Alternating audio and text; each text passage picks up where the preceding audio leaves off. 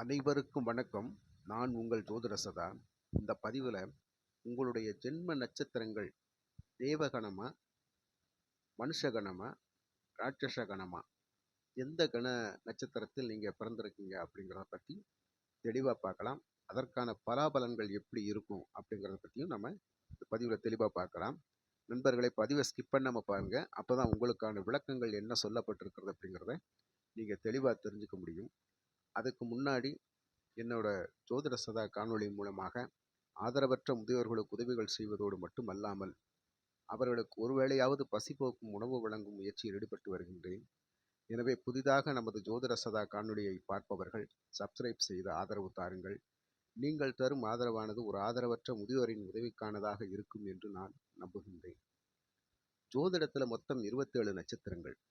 அந்த 27 நட்சத்திரங்களை 3ஆக பிரித்து ஒரு பகுதிக்கு 9 நட்சத்திரங்கள் வீதம் கொடுத்து அந்த 9 நட்சத்திரங்கள் தேவகண நட்சத்திரங்கள், மனுஷகண நட்சத்திரங்கள், ராட்சசகண நட்சத்திரங்கள் அப்படின்னு சொல்லி 3 வகையாக கொடுத்துருக்குறாங்க.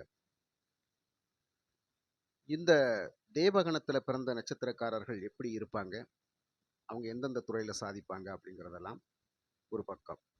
அதே மாதிரி மனுஷகண நட்சத்திரத்தில் பிறந்தவங்க அவங்களுடைய குணாதிசயங்கள் எப்படி இருக்கும், அவங்களுடைய லைஃப் ஸ்டைல் எப்படி போயிட்டுருக்கும் அப்படிங்கிறதெல்லாம் அந்த பாகத்தில் சொல்லியிருக்கிறாங்க. அதே மாதிரி ராட்சசகணம் நட்சத்திரத்தில் பிறந்தவங்களுக்கு அவங்களுடைய சுபபலன்கள் எப்படி இருக்கும் அப்படிங்கிறத பற்றியெல்லாம் தெளிவாக சொல்லியிருக்கிறாங்க. அதே மாதிரி நம்ம ராசி பலன் பார்க்குறோம். அந்த ராசி பலன் எவ்வளோ தான் நம்ம தெளிவாக பார்த்தாலும் கூட நட்சத்திர பலம் அப்படிங்கிறது ரொம்ப ரொம்ப முக்கியமான ஒன்று. நட்சத்திரங்கள் தான் நம்மளுடைய வாழ்வாதாரத்தை தீர்மானிக்கிறது.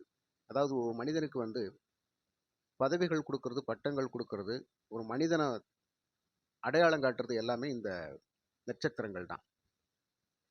இடத்துக்கு தகுந்த மாதிரி ஒரு மனிதன் சாதாரணமாக வீட்டில் இருந்தால் ஒரு பிள்ளைங்களுக்கு அப்பாவா, ஒரு மனைவிக்கு நல்ல கணவனா, வெளியில் போகிறப்ப அவர் ஒரு தனி மனிதன் அடையாளத்தோடு போகிறது, வேலை செய்கிற இடங்களில் அவர் என்ன பொறுப்பில் இருக்காருங்க அப்படிங்கிறத அவரை பற்றி அடையாளம் காட்டுறது எல்லாமே இந்த நட்சத்திரங்கள் தான்.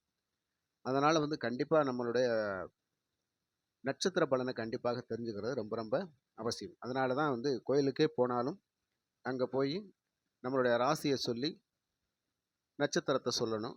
அதே மாதிரி நட்சத்திர பாதம் சொல்ல மறந்துடக்கூடாது. ஏன்னா கிரகங்களுடைய நகர்வுகள் ஆதிக்கம் செலுத்தி போய்கிட்டு இருக்கும். அதாவது எப்படின்னு கேட்டால், இப்போ காலையில் 6 to 7க்கு ஒரு குழந்தை பிறக்குது அப்படின்னு சொன்னால் அந்த 6 to 7ல் அன்னைக்கு என்ன கிழமை, அன்னைக்கு காலையில் அந்த கிழமைக்குரிய நட்சத்திரத்தினுடைய கிரகத்தினுடைய ஆதிக்கம் வலுவாக இருக்கும். அந்த டைமில் பிறக்கிற குழந்தைகளுக்கு அந்த நட்சத்திரத்தினுடைய அதிபதியினுடைய காரகத்துவங்கள் அதிகமாக இருக்கும். அந்த வகையில் அவங்களுடைய வாழ்க்கை ஒரு முன்னேற்றகரமானதாக இருக்கும். அதனால் கண்டிப்பாக நட்சத்திரங்களை சொல்லி தான் நம்ம அர்ச்சனை பண்ணணும். நட்சத்திர பாதங்களை கண்டிப்பாக சொல்லணும். அந்த வகையில் இந்த பதிவில் மனுஷகணத்தில் பிறந்தவங்களுடைய நட்சத்திரங்கள் எது, அவங்களுடைய குணாதிசயங்கள் எப்படி இருக்கும் அப்படிங்கிறத பற்றி நம்ம தெளிவாக பார்க்கலாம். மனுஷகண நட்சத்திரங்கள் மொத்தம் 9.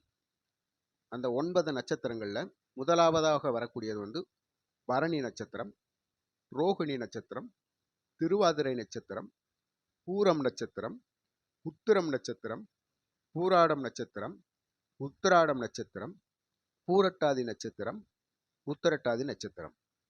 இந்த 9 நட்சத்திரங்களுமே மனுஷகணத்தில் வரக்கூடிய நட்சத்திரங்கள். இந்த மனுஷகணத்தில் பிறந்தவர்களுடைய நட்சத்திர பலன் எப்படி இருக்கும், அவங்க எப்படி இருப்பாங்க அப்படிங்கிறத ஒரு சின்ன விளக்கத்தோடு பார்க்கலாம். இவங்க எப்போவுமே ஒரு நடுத்தரமான உடல்வாகு அமைப்பு இருக்கிறவங்க, ஒரு நடுத்தரமான உயரம் உள்ளவங்க. இவங்களுடைய உயரம் பார்த்தீங்கன்னா ஒரு நார்மலாக பார்க்க சரி ரைட் கரெக்டாக இருக்குது அப்படிங்கிற மாதிரி ஒரு அமைப்பில் இருப்பாங்க. அதுக்கப்புறமா எப்பேற்பட்ட வேலையும், கடினமான வேலையாக இருந்தாலும் சரி, அதில் இலகுவான வேலையாக இருந்தாலும் சரி, அந்த வேலையை செய்ய தயங்காதவங்க, உழைக்கிறதுக்கு தயங்காதவங்கன்னு சொல்ல வரேன். எப்பேற்பட்ட கடினமான உழைப்பையும் இவர்கிட்ட கொடுத்தா, கடினமான வேலையை கொடுத்தா அவங்க கண்டிப்பாக செஞ்சு முடிப்பாங்க அப்படிங்கிறதான். அப்போ உழைப்புல வந்து இவங்க வந்து எந்த காரணத்தை கொண்டு பின்வாங்க மாட்டாங்க. இவங்க கிட்ட இருக்கிற ஒரு சின்ன பழக்கம், ஏதாவது ஒரு உதவி செய்யணும் அப்படின்னு சொன்னா, அந்த உதவியில வந்து மத்தவங்க கிட்ட ஒரு சின்ன ஆதாயத்தை எதிர்பார்த்து தான் செய்வாங்க. இப்ப தேவகணத்துல பிறந்த நட்சத்திரக்காரவங்களும் ஆதாயத்தையும் எதிர்பார்க்க மாட்டாங்க. பிரதிபலனை எதிர்பார்க்காம உதவி செய்யக்கூடியவங்க. ஆனா, இந்த மனுஷகண நட்சத்திரத்துல பிறந்தவங்க வந்து என்ன செய்வாங்க அப்படின்னு சொன்னா, ஆதாயத்தை எதிர்பார்த்து தான் செய்வாங்க. அதுல அவங்களுக்கு ஏதாவது ஒரு பலன் இருக்கணும். அப்படி இல்லன்னா அவங்க அந்த உதவிய செய்ய மாட்டாங்க அப்படின்றது தான். அதே மாரி பணம், பொருள் சம்பாதிக்கணும் அப்படின்னு கேட்டா, அவங்க எந்த நாட்டுக்கும் போய் சம்பாதிக்கக்கூடிய ஒரு வல்லமை அவங்க கிட்ட இருக்கும். அதுக்காக எந்த கண்டம் விட்டு கண்டம் கூட தாவுவாங்க. பணம், பொருள் சம்பாதிக்கணும், வாழ்வாதாரத்த மேம்படுத்தணும் அப்படின்னு. பணம் அப்படின்னு சொன்னா, எந்த தேசத்துக்கு வேணாலும் போய் சம்பாதிக்கக்கூடிய வலிமை அவங்க கிட்ட இருக்கும். குடும்பத்துல வந்து ரொம்ப அக்கறை உள்ளவங்களா இருப்பாங்க. கண்டிப்பாக. எல்லார் மேலயும் ஒரு நல்ல பற்று, பாசம் அப்படிங்கிறது உங்ககிட்ட அதிகமாகவே இருக்கும். சில நேரங்கள்ல அவங்க வந்து தனி மனித ஒழுக்கம் அப்படிங்கிறது வந்து நிறையவே இருந்தாலும், சில நேரத்துல தவறக்கூடியவங்களா மாறிருவாங்க. சில நேரத்துல வந்து தனி மனித ஒழுக்கம் அப்படிங்கிறது வந்து கண்டிப்பாக ஒரு சில தவறான பழக்கவழக்கங்களுக்கு வசப்படுத்தக்கூடியவங்களா ஆயிருவாங்க. அந்த தீய பழக்கங்களுக்கு வந்து இவங்க வந்து ஒரு அடிமையாகக்கூடிய நிலைமையில இருப்பாங்க. அதே சமயத்துல வந்து அந்த பழக்கம் நமக்கு தேவையில்ல அப்படின்னு சொன்னா, கண்டிப்பா அதுலேருந்து மீண்டு வந்துருவாங்க. இப்ப தேவகண நட்சத்திரத்துல பிறந்தவங்க அதுலேருந்து மீள்றது ரொம்ப கஷ்டம்னு நினைச்சிட்டு இருப்பாங்க. ஆனா, அந்த மனுஷகண நட்சத்திரத்துல பிறந்தவங்க அதுலேருந்து எப்படினாலும் விடுபட்டுருவாங்க. தேவைன்னா தேவை தான், தேவையில்லைன்னா தேவையில்ல அப்படின்ற மாரி. அதே மாரி இவங்களுக்கு வந்து அவ்வளவு சீக்கிரம் ஒரு நோய் தாக்கம் அப்படிங்கிறதெல்லாம் அவங்களுக்கு வராது. உடல்நிலை மோசம் அப்படிங்கிறது, நோய் உபாதைகள் வர்றது அவ்வளோ சீக்கிரம் அவங்கள வந்து அண்டாது. அந்த அளவுக்கு வந்து இவங்களுடைய உடல் வலிமை இருக்கும். நோய் எதிர்ப்பு சக்தி மிக்க உடலா இருக்கும். அப்படியே வந்தாலும் ஒரு காய்ச்சல் தலைவலியே வந்தாலும் இவங்களுக்கு வந்து சீக்கிரமா குணமாயிரும். இப்ப தேவகண நட்சத்திரத்துல பிறந்தவங்க பார்த்தீங்க அப்படின்னு சொன்னா, லேட் ஆகும். அவங்க வைத்தியம் பார்த்துக்கிட்டே இருக்கணும். ஆனா இவங்கள பொறுத்த மட்டும் ஓரிரு நாட்கள்ல வந்து சீக்கிரமாவே குணமாகக்கூடிய ஒரு அமைப்புல உங்க உடல்வாகு இருக்கும். அதே மாரி வெளி இடங்களுக்கு போறத இவங்க ரொம்ப விரும்புவாங்க. அதாவது ஒரு இடத்துல வந்து சுற்றி பார்க்கணும் அப்படிங்கிறது வந்து இந்த சுற்றுலா போறதெல்லாம் வந்து இவங்களுக்கு ரொம்ப ஒரு விருப்பமா இருக்கும். விரும்பி போவாங்க. அதுக்காகவே தனிப்பட்ட முறையில பணம் சேமிச்சு, அதுக்காக ஒரு தனிப்பட்ட முறையில டிக்கெட் புக் பண்ணியோ, வண்டி பிடிச்சோ அந்த மாரி வந்து ரசிச்சு வெளியில போய் சுத்தி பார்க்கக்கூடியவங்களா இருப்பாங்க. அப்ப இயற்கையை ரசிக்கக்கூடியவங்களாக இருப்பாங்க. அந்த சீசன் சுற்றுலா அப்படிங்கிறதெல்லாம் இவங்களுக்கு வந்து ரொம்ப ரொம்ப பிடித்தமான ஒண்ணு. அந்த டயத்துல எப்படினாலும் வெளியில போயிருவாங்க. ஆடை ஆபரணங்கள் வாங்குறதுல வந்து உங்களுக்கு ஒரு தனி சிறப்பு இருக்கும். அதுல ஒரு தனி கவனமும் செலுத்துவாங்க. தேவைக்கு தான் இது வாங்கணும், தேவையில்லாம வாங்கக்கூடாது அப்படிங்கிற ஒரு திட்டமிடலுக்கு அவங்க இது வந்து இவங்களுக்கு அவசியம் இருக்கும். திட்டமிடல் கண்டிப்பாக இருக்கும்.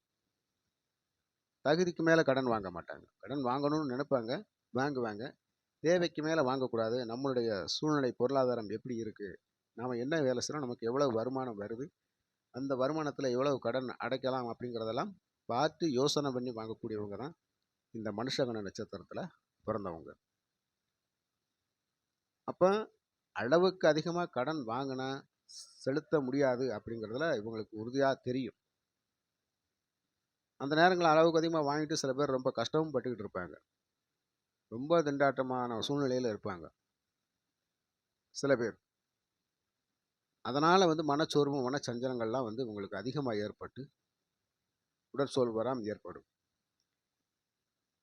அதே மாரி வாழ்க்கையில வந்து ஒவ்வொரு விஷயத்திலயும் கஷ்டப்பட்டு முன்னேறுறாங்க.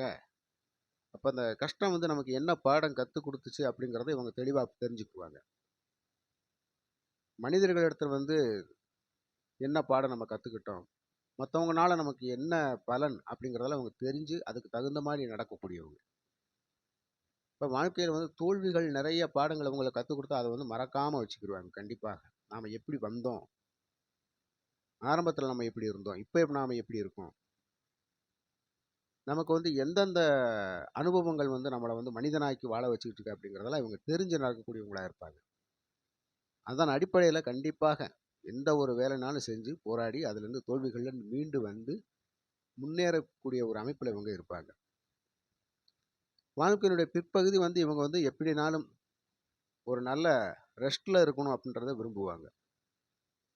ஒரு 50 வயசு வரை கடுமையாக உழைக்கிறாங்க அப்படின்னு சொன்னால் அந்த 50 வயசுக்கு வரைக்கும் போதும், இனி வந்து நம்ம வந்து ஒரு நல்ல சந்தோஷமான தூக்கம், சந்தோஷமான மனநிலையோடு நம்ம வாழ்ந்துடலாம் அப்படிங்கிற மாதிரி உடம்புக்கு உழைப்பை கொடுக்க மாட்டாங்க. அப்போ தனிப்பட்ட முறையில் ஒரு சந்தோஷமாக இருந்து வாழ்க்கையை கழிக்கக்கூடியவங்களாக அவங்க இருப்பாங்க. உழைப்பின் மூலமாக வந்த பணம் பொருள் போதும் அப்படிங்கிற மாதிரி ஒரு எண்ணமெல்லாம் அவங்களுக்கு வரும். அதே மாதிரி விடாமுயற்சி, தன்னம்பிக்கை, தைரியம் அப்படிங்கிறது வந்து இவங்களுக்கு மிகுந்த ஒரு பயங்கரமான ஆயுதம்னே சொல்லலாம். தன்னம்பிக்கை இவங்ககிட்ட அதிகமாக இருக்கும், விடாமுயற்சி அதிகமாக இருக்கும். எதிலுமே முயன்று முன்னேறணும் அப்படின்னு சொல்லி இவங்க நினைக்கக்கூடியவங்களாக இருப்பாங்க. காரணம் என்னன்னு கேட்டால், இதில் வந்து இந்த சுக்கிரனுடைய நட்சத்திரங்கள் அப்படின்னு பரணி, பூரம், பூராடம் அப்படிங்கிறதான் வந்து ஆடம்பரத்தை நோக்கி போய்கிட்டு இருக்கிற நட்சத்திரங்கள். எப்படினாலும் சம்பாதிச்சு நல்ல முறையில் வாழணும் அப்படிங்கிற எண்ணங்கள் இவங்ககிட்ட அதிகமாகவே இருக்கும். ஏன்னா வந்து உழைப்புக்கு பேர் போன நட்சத்திரம் அப்படிங்கிறது உத்திரட்டாதி.